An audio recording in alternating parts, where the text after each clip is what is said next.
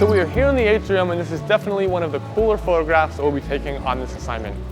The client requested the shot because they don't really have a shot yet of it. It's one of those things where you walk in and it's awesome.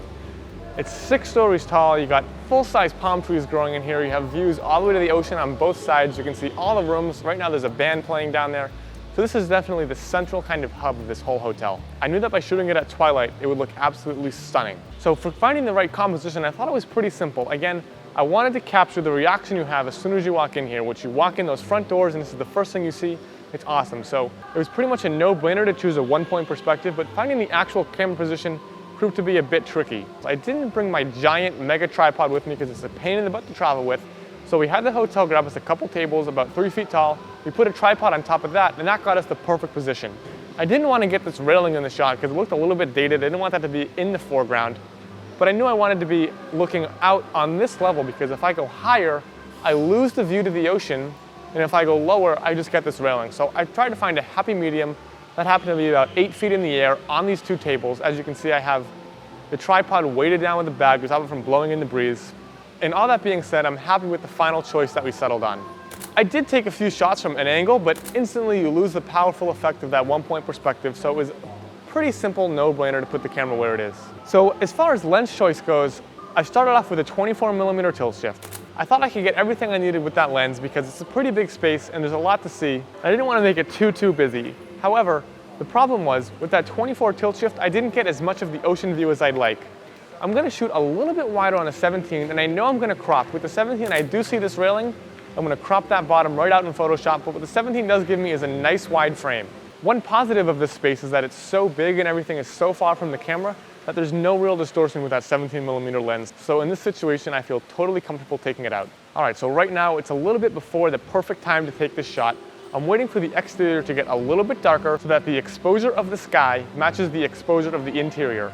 I think we're gonna get a really amazing sunset. The sun's gonna set right over there, so hopefully we'll get some nice dark pinks and purples that will exposure-wise match that of the interior, so we get a really glowy interior and some really great saturation in the sky outside.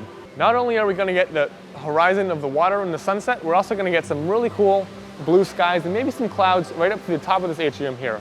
In addition, I know that that blue light is gonna leak in from the side. We should get a really cool effect with a lot of warm and cool tones intermixing in this space. Now, I have seen this space in the dark. It isn't extremely bright in here. I may decide to add some light of my own to add a little sparkle, a little snap to this picture. I'm gonna see how things develop, but my game plan is to let all of the ambient light outside fall, and then once it's dark enough in here, then I'll add my light. The reason for that is my exposure is gonna be predominantly lit by these interior lights. There's not gonna be a lot of exterior light, so I'm not so worried about that. I can always, in Photoshop, select the perfect view and pen tool that in after. I'm not quite sure if I'm gonna use a hot light or strobe yet. I'm gonna see how things play out. I could go either way in here. I do wanna add a bit of snap. I do think the strobe will help for that, just to clean it up a bit. The hot light's gonna be a bit softer, but this is kind of a harder, more linear space where I don't know if the hot light's softness will come into play so much. All right, so it is still too bright to get this shot. As you can see, it's super dark in here. I don't know if you can tell by looking through that camera right now, but right now I'm at 3 seconds and 2/10, f8, ISO 250, and it's still not quite dark enough outside to get that glowing blue exterior. So we still have a bit of time to wait before we start adding light or getting the perfect shot. We're actually waiting a lot longer than we would for a normal twilight because it's so dark in this interior. Usually the exterior lights are much brighter, so I'd be somewhere in the half a second range when I'm doing a twilight. But right now, like I said, we're almost over 3 seconds. We're still waiting for it to get dark enough outside to get that perfect glowing shot.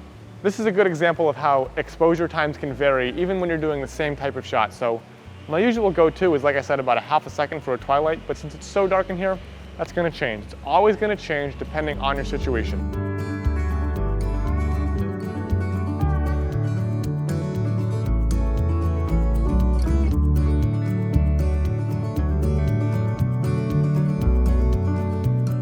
As you can see behind me, it's finally dark enough. It's a crazy long exposure. It's 8 seconds at f8 ISO 200.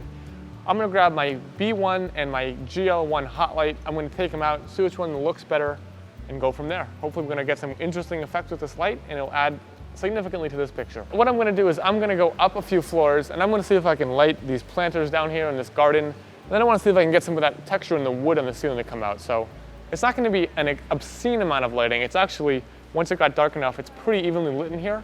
It's just, again, such a long exposure, but I do want to bring up some light in some of the darker areas. So now I got the hot light, we're going to give it a try and see how it looks. As you can see, it's dark enough that it's actually showing up all the way on the other side of the atrium here. As I expected, just standing here, that's pretty flat. Again, it's like lighting on the same axis as the camera, flattens things out, that's no good. I'm going to take this for a little tour of the interior here and try to get some more interesting angles on the light.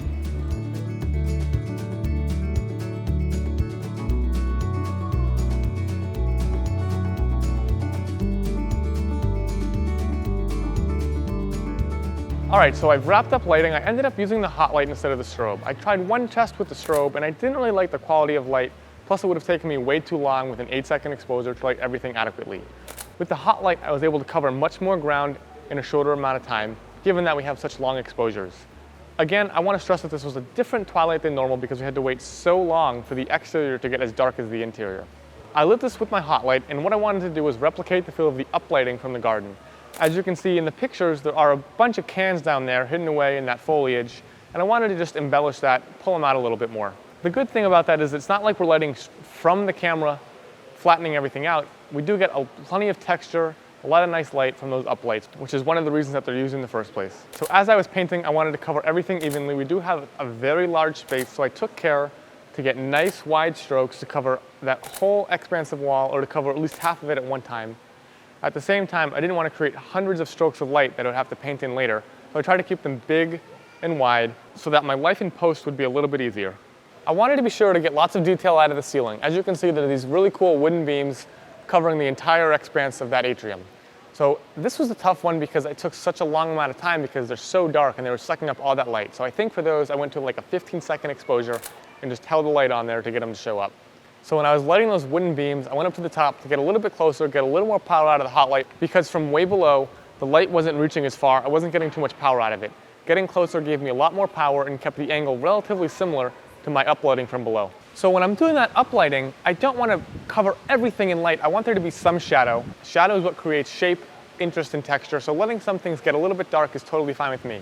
And again, if everything was lit, then really nothing would be lit, would it? So let some things fall into shadow. I just wanted to give a little bit of edge light on those trees. Again, I wasn't uplighting them from the front. I was coming from the side and back to give some shape and definition. So there's an elevator in the shot, and without the elevator there's just kind of a black hole of industrial nothingness. I tried doing a long exposure with the elevator going up all the way, but I didn't really love it, so what I ended up doing was I put the elevator right in the middle there on the 3rd floor, and that covered most of that bare expanse of industrial black hole. So even though this place is huge, the technique is still the same as if we were lighting a tiny room. All you're doing is setting your base exposure, adding some light to bring out texture, definition, and interest, and putting it together in Photoshop. The final and last thing I did was, as usual, bracket a sequence of images from dark to light to capture the entire range of brightness in the scene that I can then use in Photoshop to composite everything together. Like all twilight shots I've done, I've been bracketing throughout this entire process. I got the entire sunset, and I'm going to be able to pick out the best colors in sunset and apply that over my bracketed exposures to get the perfect image. Now that we have all these pieces, let's go into Photoshop and put it together.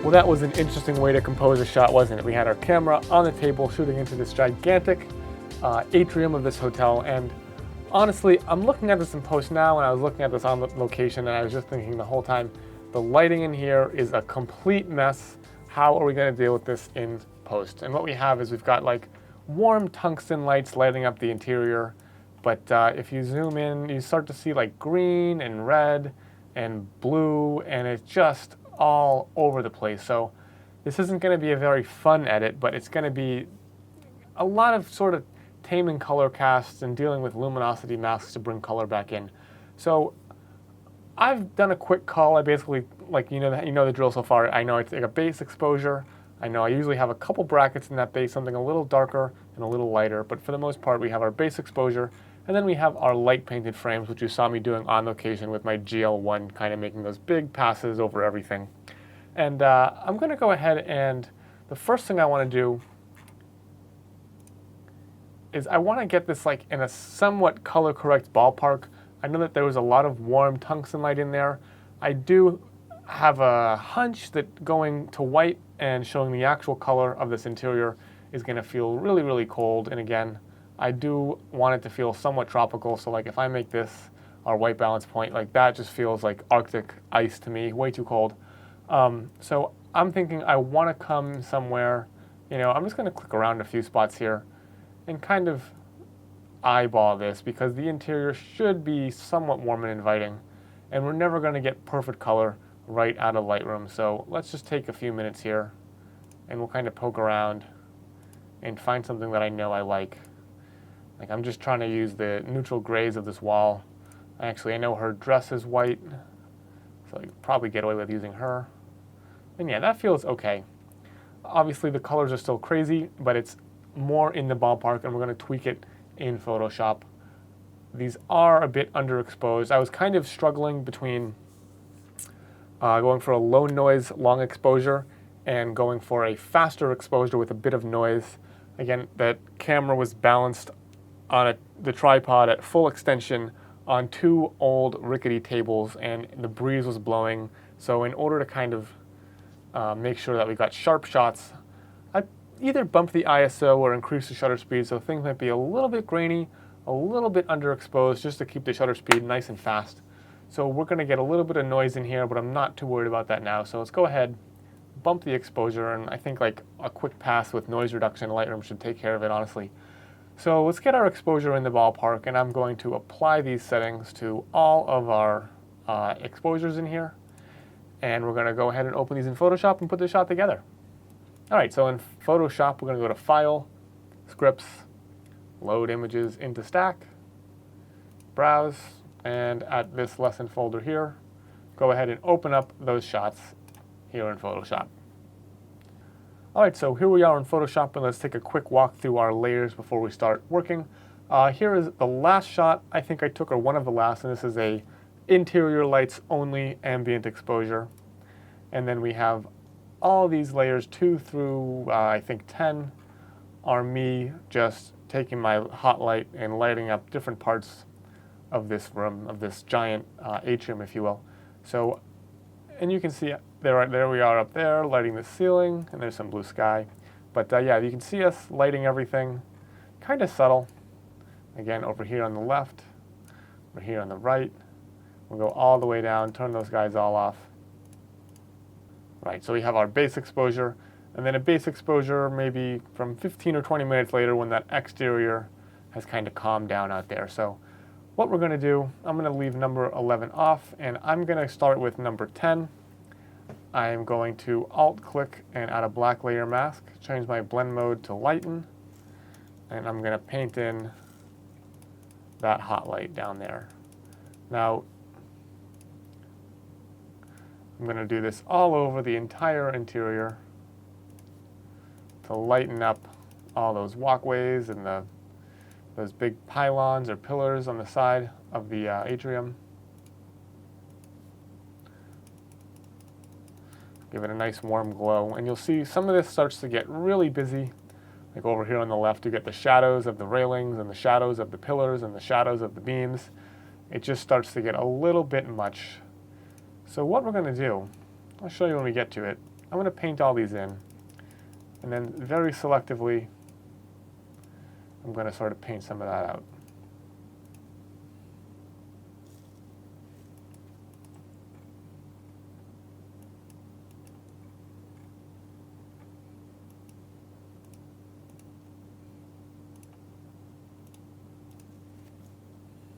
All right, so there's our light painted frames, and to me, honestly, all of this light just serves to make the whole frame a bit busier than I'd like it to be. Like again, you get these crazy shadows everywhere, and that's kind of hard for the eye to move through and view without getting super, super busy.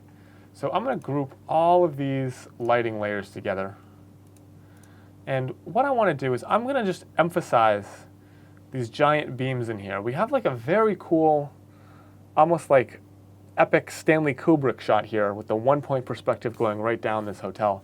And rather than distract and make this super busy, what I'm going to do is I'm going to pen tool around all these beams and all these horizontal lines, and I'm just going to paint out the light where it's casting that ugly sort of repetitive clashy shadow. So you can turn that off if you want, if you're following along.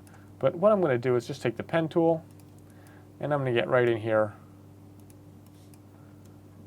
and I'm just going to trace along the inside of all these beams. This really cool sort of like geometric pattern that I'm going to try to emphasize, rather than just send my light everywhere and create tons of distracting shadows.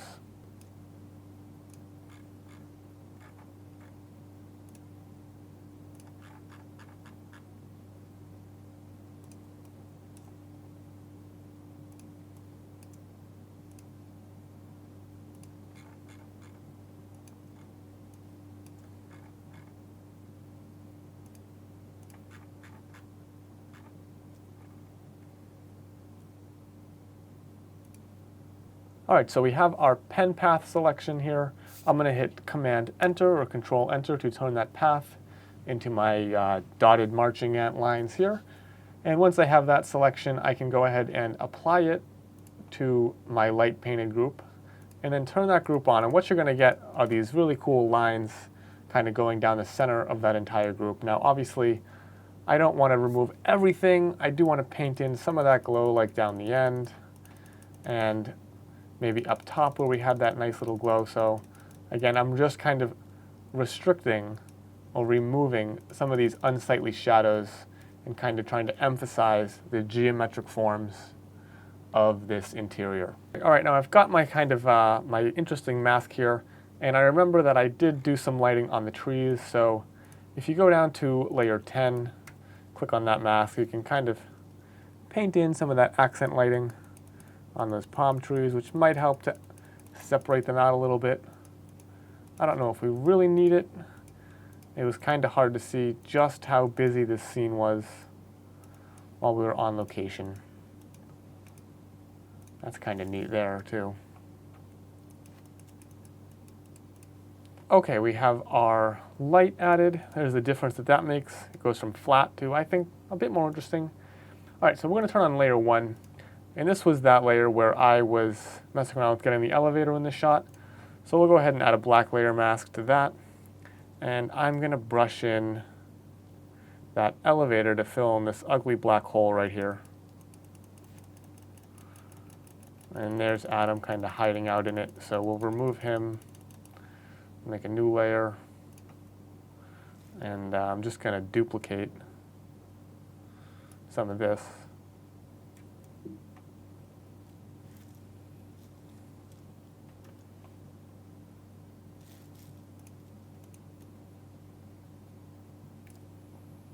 Very simple. So now our elevator's in the middle of the shot. I'm going to take these red little, like, HAL 9000 looking eyes out. It's kind of creepy, right?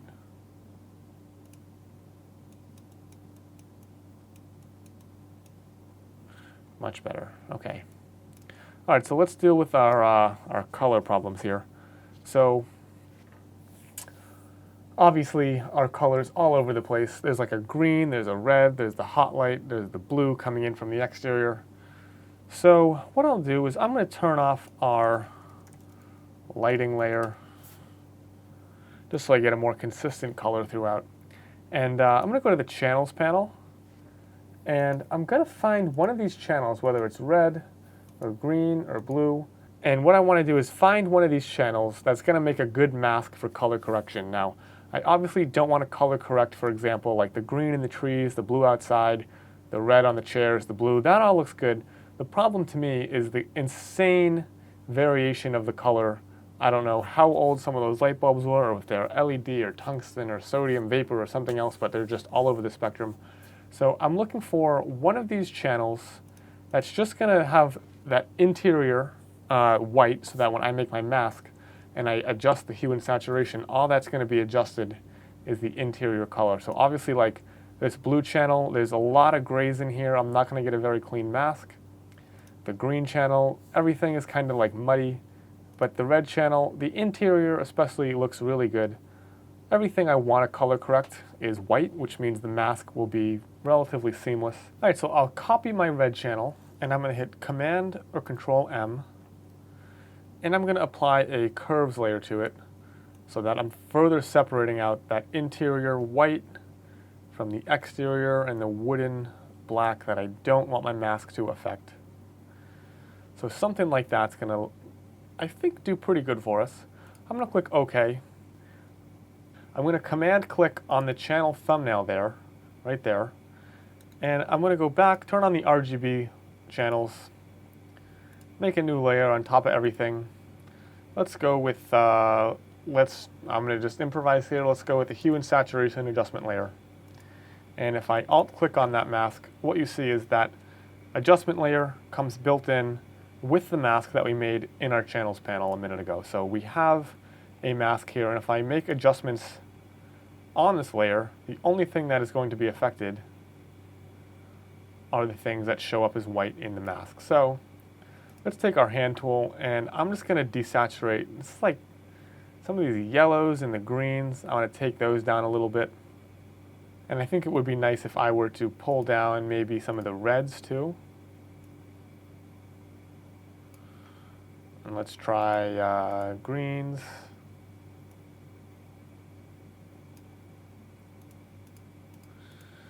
That's looking good. So let's try this. Let's try with a, for example, maybe a curves layer. I'm going to command click on that mask, reactivate it, go to curves. Let's say I want to brighten the interior a little bit. I think that helps pretty significantly. But if I turn on that lighting layer, that's pretty nice. And say I want to pull some of that red and the green out.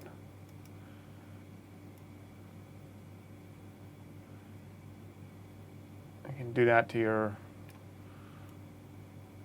heart's content. Maybe there's a lot of green, I think, that I still see.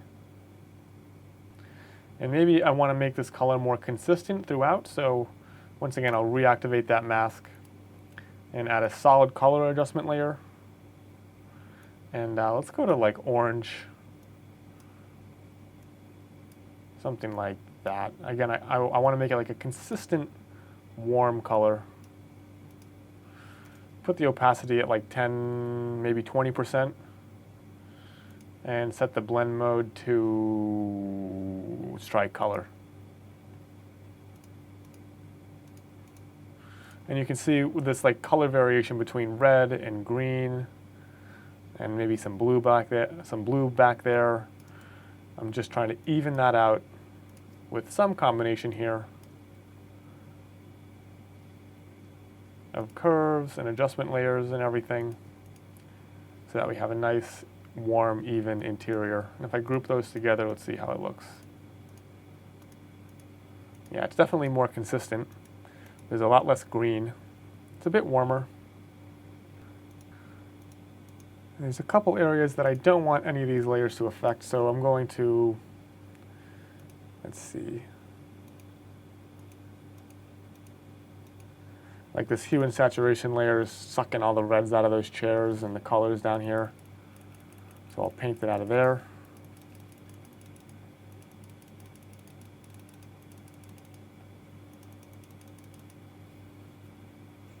Okay, we're making progress. So what I want to do now is I want to kind of darken the exterior a little bit and actually drive home the point that it is twilight out there. So we should have some nice sunset color going on. So let's see if I can do this a simple way here. What I could do is I could just turn 11 on here, that layer, Alt-click to fill it with black. I could take a brush and I could paint it in. That's going to be a little sloppy. You can see some of the darkness sort of spills over the edges. I could set the blend mode to darken. That does a fairly okay job. Or if I wanted to be perfect about it, I could turn that layer off and turn off everything we've done actually. Go into our channels panel and find one of these color channels where that exterior is nice and bright, like on the blue channel here. I can copy that I can hit Command or Control M to make a curves layer out of it. And I'm just going to emphasize the blacks and the whites to make sure that exterior comes through nice and clean. And I can Command click to activate that selection, hit Shift F6 to feather the selection, turn on all my channels again, come back to the layers panel, turn on my layer 11 here, and apply that mask to that layer.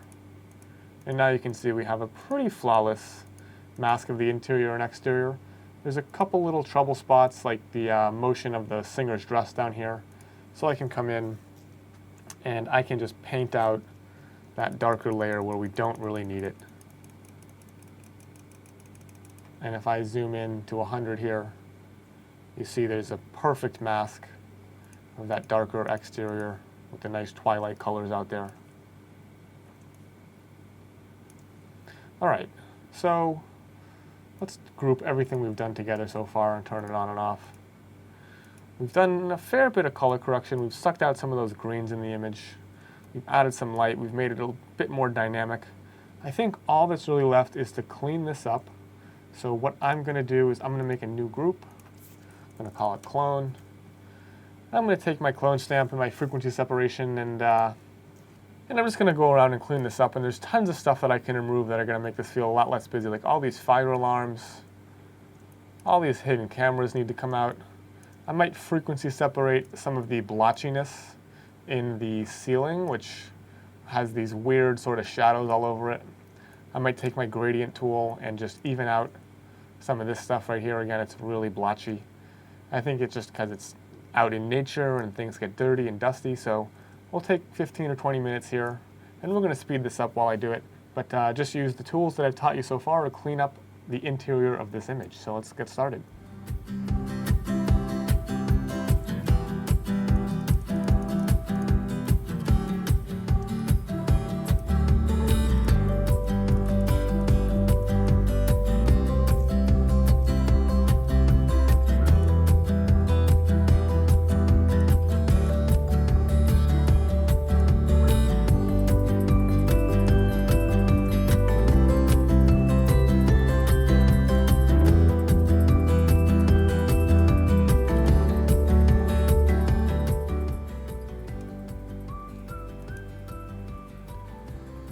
Let's see if I can get rid of this woman easily here using the clone source toolbox.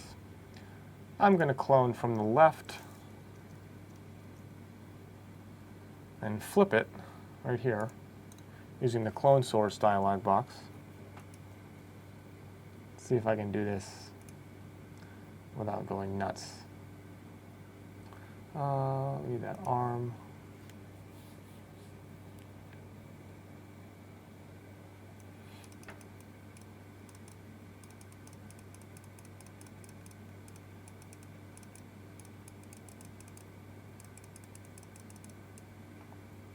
Not too shabby. We can clean it up a little bit.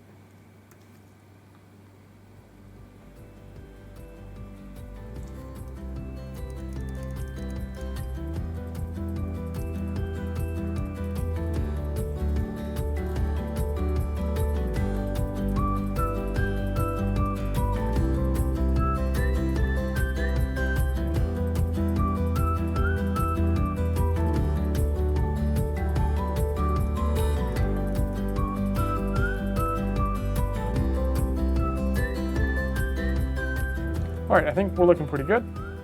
I'm going to Command-Alt-Shift-E and flatten all to a new layer. Drag out my vertical and horizontal lines to make sure that everything is nice and vertical and level. And I'm just going to grab this and skew it so that it's vertical.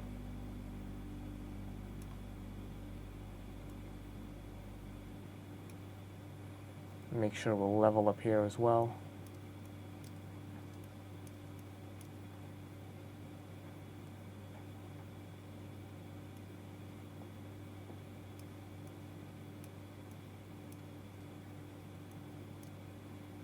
All right, that's looking good. I'm going to go ahead and hit enter. And I'm going to save that as our twilight. And I'm gonna do a couple quick edits in Lightroom, like noise reduction, clarity, a little vignette to finish this file off. And of course I'm gonna crop, I think I'm gonna crop out some of that staircase. But that is our final shot. So there we had some good interesting shaping of light and a bunch of luminosity masks for color correction to keep this somewhat warm and inviting without totally sterilizing it, but sort of neutralizing all those crazy colors on the interior. So I'm gonna do a couple quick corrections here in Lightroom, add a little clarity, vignette, maybe some noise reduction, and we're gonna go on to our next shot.